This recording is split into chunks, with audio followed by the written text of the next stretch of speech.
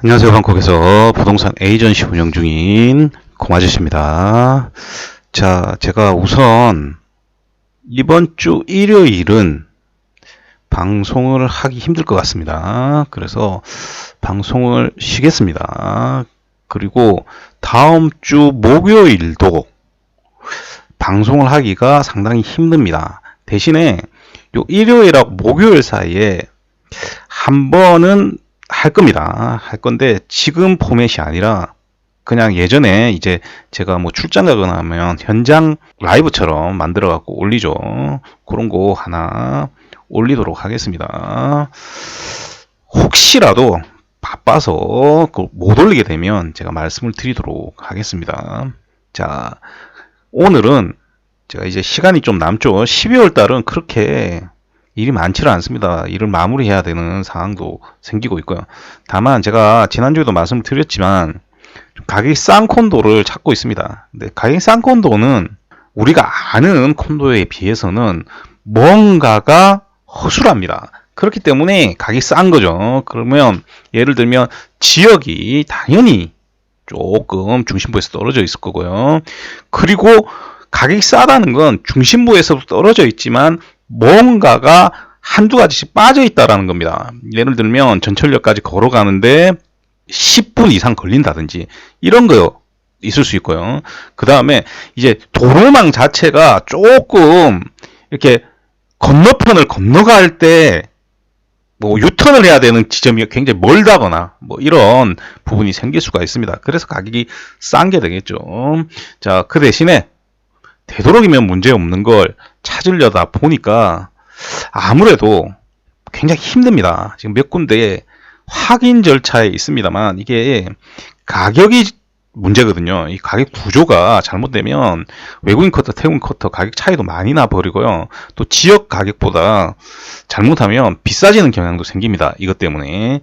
그리고 이런 지역의 콘도들은 판매하는 직원들이 있죠. 건설사에서 잘 안 다루려고 하는 경향이 굉장히 많아요. 왜냐하면 인센티브가 적거든요. 그래서 잘 연결이 안 되는 경우도 굉장히 많습니다. 몇몇 회사는. 또 그러다 보니까 이 외곽에 있는 콘도들은 그냥 외국인 커터 같은 경우는 외부 회사에다가 분양 전문으로 하는 외부 회사에다가 맡기는 경우가 굉장히 많습니다. 그러면 또 못 팔게 되겠죠. 그래서 하나하나 살펴보고 있습니다. 다만 이게 나오더라도 1월 달에 또 가격이 오를 수 있다라고 했지 않습니까? 1월 말 되면 회의 끝나면 가격이 오르기 때문에 그 전까지는 처리가 가능한 물건을 찾고 있다. 이렇게 생각을 하시면 되겠습니다. 나오게 되면 공지하도록 하겠습니다. 자, 오늘은 시간이 남아서 여러분들 굉장히 좋아하시는 거 이야기를 해보도록 하겠습니다. 그 임대 가격이 그러니까 렌탈비죠. 이게 어느 정도 하는가 오늘 한번 이야기를 해보도록 하겠습니다. 제가 얼마 전에 임대에 대한 공지를 새로 올렸죠. 자, 그거 보시고 저한테 문의를 해주시고요. 문의는 몇 분 오셨는데 제가 이 영상을 만드는 이유가 뭐냐 하면 현실감이 좀 없으세요. 대부분 다. 그러니까 가격이 안 맞아요. 원하는 지역에서 전혀 예산하고 안 맞습니다. 그래서 오늘은 이 부분에 대해서 이야기를 해보도록 하겠습니다. 자, 우선 오늘 이 DD 프로퍼티 보면서 이야기를 해보도록 하겠습니다. 여러분들이 DD 프로퍼티 많이 보죠? 자, 일단 이렇게 들어가게 되면 이렇게 나오죠? 이거 바이 하는 미친입니다. 이런 걸로 보는 건 제가 말씀드렸죠. 이거 여러 번 말씀드려서 더 이상 설명 안 드립니다. 쉽게 얘기를 드리면 그냥 여기에는 리셀 물건들이 섞여 있기 때문에 섞여 있는 게 아니고 대부분 리셀 물건이죠. 그렇게 되면 이게 가격이 업된 상태입니다. 그러면 분양한 지 얼마 안 된 물건은요, 건설사에서 사는 것보다 잘못하면 외국인 커터는 20% 이상 비싸게 싸게 됩니다. 그러니까 요거 다시 설명 안 드립니다. 이거 하려고 하면 컨텐츠 새로 찍어야 돼요. 더 이상 말씀을 안 드리고요.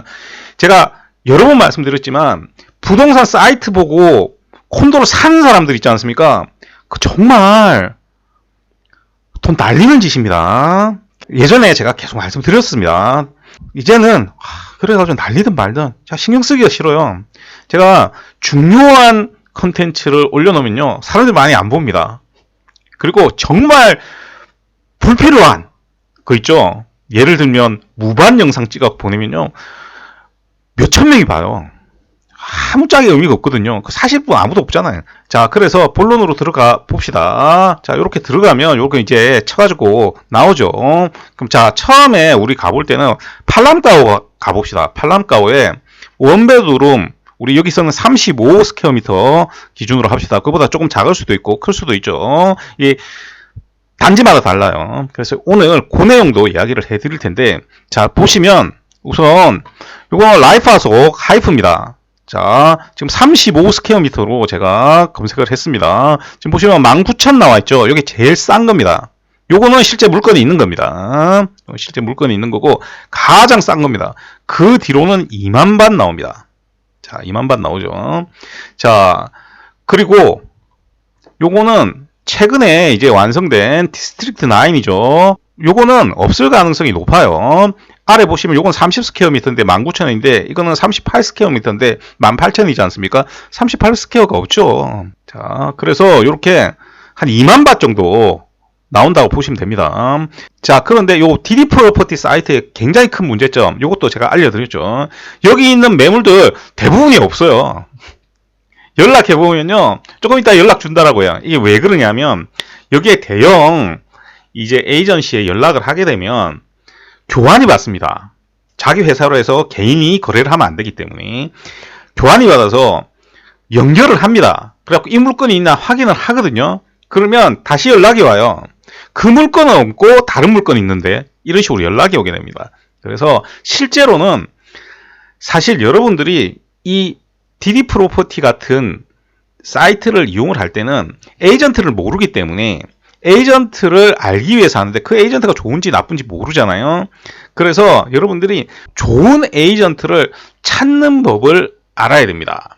그리고 가장 중요한 부분은 그렇게 안 해도, 이런 사이트 안 봐도 더 편하게 찾는 방법이 있죠. 요거는 제가 예전에 상담 받으신 분들, 임대를 상담을 받다가 제가 이 임대를, 저는 의뢰를 안 받지만 방법을 한 번씩 가르쳐 줄 때가 있습니다. 이렇게 찾으라고.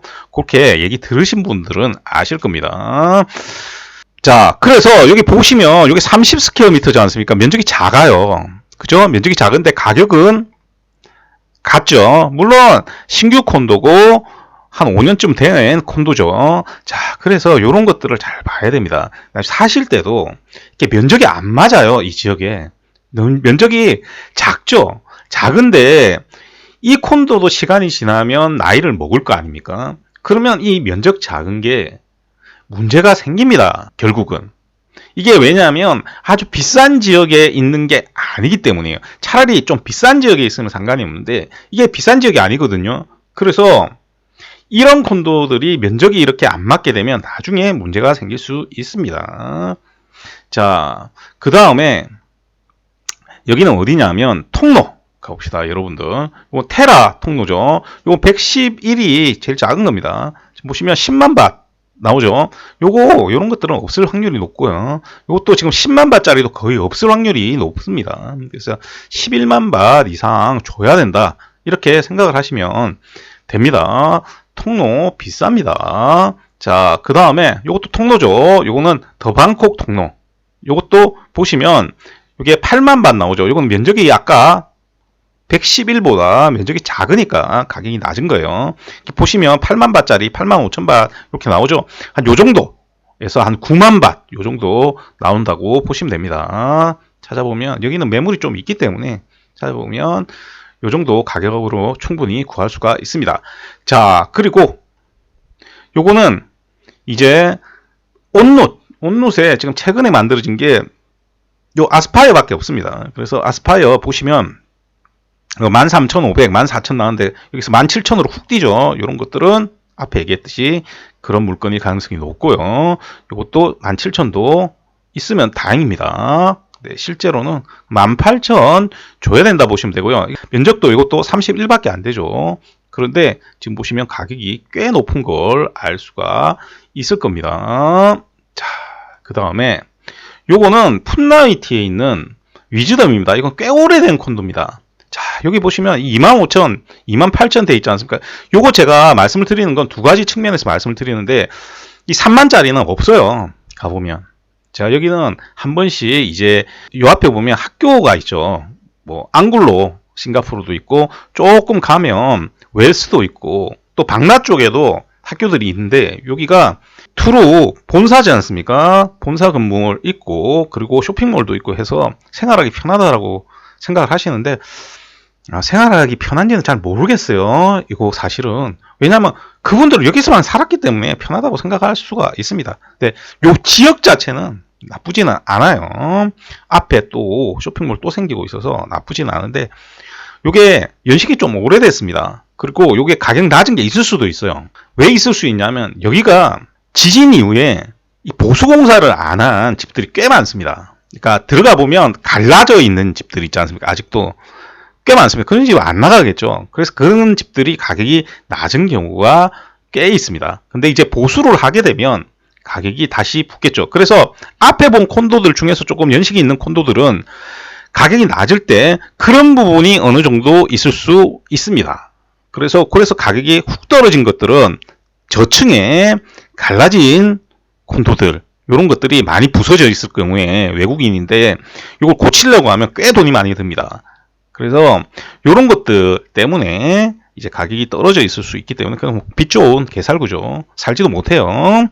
자, 그 다음에 여러분들 이제 모르는 지역으로 한번 가보도록 하겠습니다. 다 하려고 하면 힘들죠. 그래서 여기가 어디냐면 라프라우입니다. 이쪽에서 지금 시암에서 쫙 올라왔습니다. 그리고 자투짝공은 지났습니다.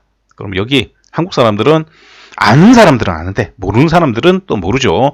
여기 보시면 라프라우 밸리 있죠. 요거하고 요 밑에 보시면 여기 크레스트 콘도가 있습니다. 더 크레스트 콘도 여기 더 크레스트 콘도 있죠. 요것도 제가 이야기를 하는 이유가 있습니다.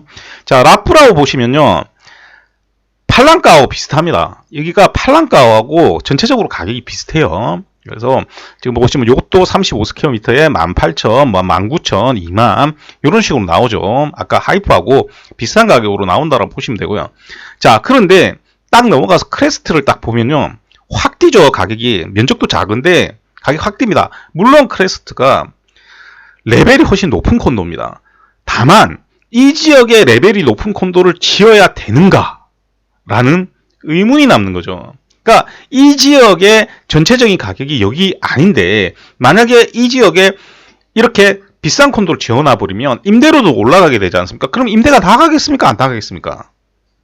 임대가 잘 안 나가죠. 왜? 아니 이 돈 들고 살 바야 더 밑에 내려가서 더 좋은 콘도 살면 되잖아요. 더 좋은 위치에 가서 살아도 되니까. 그래서 제가 이 부분을 제가 말씀드리는 겁니다. 그래서 처음에 살 때부터 지역에 맞지 않는 콘도인데 아무리 잘 지어놔봐야 아무리 멋지게 지어놔봐야 아무짝에 의미가 없는 겁니다.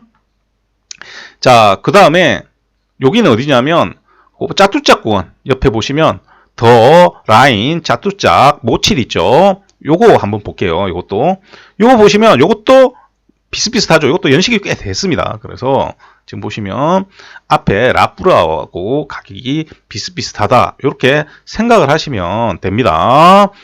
자, 그래서 오늘은 요 정도 봤는데 전부 다 하려고 하면 한도 끝도 없지 않습니까? 그래서 요 정도 보면 뭐냐? 여러분들 요거 가격을 한번 보시면 2만 바트면 돈이 얼마냐면요. 자, 2만 바트면요. 93만 원입니다. 월세 어마어마하게 높죠?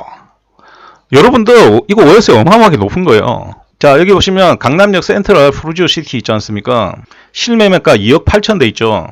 자, 49짜리입니다. 49짜리면 진짜 좁죠. 자, 그런데 자, 높은 가격으로 보시면 4억 3천까지 나와 있죠. 보통 요게 이제 제가 그 태국 콘도하고 많이 비교를 하는 겁니다. 임대로 볼게요. 130만 원 나오죠. 이게 보증금이 높아질수록 월세가 또 줄어요. 이게 차이가 있습니다. 그러니까 한국은 보증금이 높고 또 전세제도 같은 게 있지 않습니까? 그래서 임대료가 낮은 나라입니다. 얘기하면 안 믿으시는 분들이 있으신데 다른 나라 가서 집 한번 구해보시면 아시겠지만 전세제도 같은 거 없기 때문에 임대료가 비싸요. 자, 그래서 같은 4억 주고 집을 사지 않습니까? 그러면 태국이 훨씬 많이 나옵니다. 임대료가. 예를 들어서 35,000바 받지 않습니까? 예를 들어서 예전에 제가 판매했던 게 35,000바 지금 봤거든요. 그러면 그거 판매를 했을 때 한 3억 주고 샀습니다. 지금은 그 가격으로 택도 없죠. 그러면 35,000바트이라고 하면 지금 160만 원이 나옵니다. 그때 당시에 3억 조금 넘게 주고 사신 분들 지금 임대료가 요 정도 나와요. 그러니까 한국은 임대료가 멈춰 있는데 여기는 환율도 올랐죠. 그리고 임대료도 조금씩 계속 올라요. 자, 그래서 요 부분 제가 오늘 말씀을 드리는 겁니다. 자, 이거 조만간 50도 넘지 않을까라는 은근한 생각을 하게 됩니다. 일단 자, 오늘은 그래서 이 임대료가 어느 정도 나오느냐에 대해서 이야기를 해드렸습니다. 그래서 가끔씩 보면 한 2만 바 요 정도로 뭐 투베드룸 찾는다. 그런데 가고 싶은 데는 저 시내 안쪽이에 불가능하겠죠. 불가능한 거예요. 만약에 그게 가능하려고 하면 오래된 콘도 가야 되는데 오래된 콘도 같은 경우는 원베드룸도 면적이 넓습니다. 그러니까 가격이 마냥 떨어지진 않아요. 자, 그리고 또 어떤 것들이 있냐면 여기 보시면 이 자투짝으로 제가 해드릴게요. 그럼 여기 이면도로 딱 들어가면요, 이런 콘도들 있어요. 낮은 콘도들. 지금 보시면 이런 것들 있죠. 뭐 낮은 콘도들이 있거든요. 이런 콘도들 이제 막 올려놓습니다. 이런 사이트에다가 지역 치면.